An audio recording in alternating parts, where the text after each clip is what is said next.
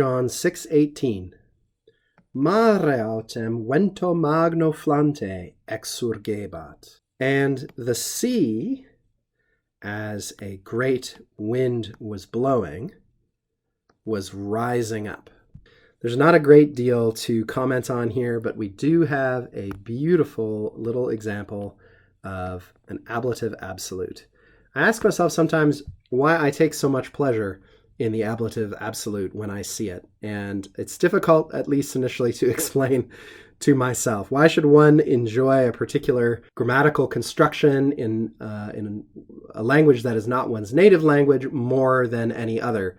Maybe there can be aesthetic reasons. Sometimes there can be sort of functional reasons. I think the reason I love the ablative absolute, and perhaps the reason you ought to love the ablative absolute as well, is because it's simply so efficient and compact. There's something particularly Roman about that, to my mind. The Romans loved compactness, efficiency, and good order in as powerful and muscular and effective a combination as possible. These are all kind of traits of the Roman character to some extent. Of course, every people, to some extent, is interested in those kinds of qualities, but for the Romans in particular, this is part of the way they define Romanitas, is just precision and economy. Economy maybe is the best word to use here. Now, I don't know that any actual Roman would have thought about the ablative absolute in particular in association with those qualities, but looking from the outside into their culture and their language, that's how it seems to me. I love how easy this construction is to deploy, how much meaning it can convey, and how easy it makes things, I suppose, for those encountering Latin from the perspective of some other native language, simply because all we have to do is look at a string of words in one particular case, very often a perfect passive participle, though that is not what we have right here. Here we've got a present active participle.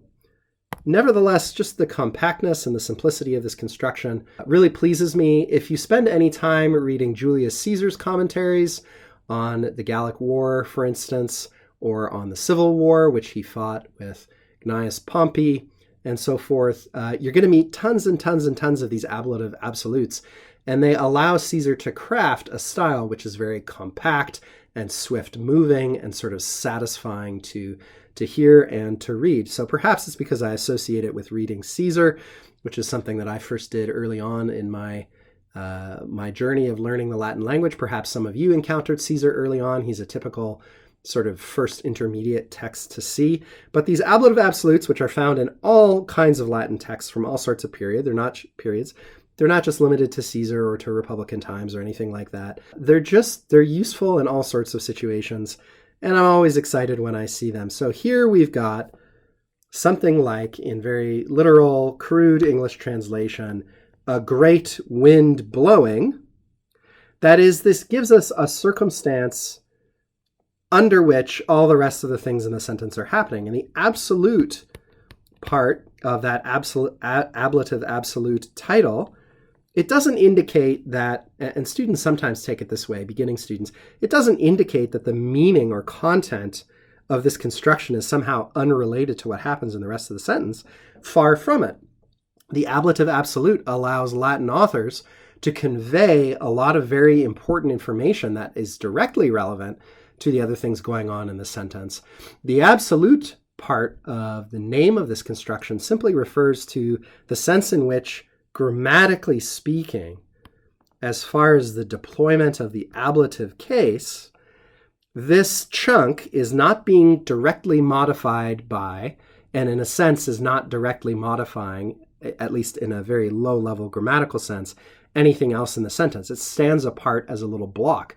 It's very common for Latin teachers, perhaps you learned this from your Latin teacher if you took some Latin, it's very common for Latin teachers to emphasize that students can look for these and just block them off with parentheses in whatever they're reading as an exercise to sort of teach your mind this is grammatically separate from the other elements of the sentence, even though, of course, it has a great bearing in most cases on the content of the sentence.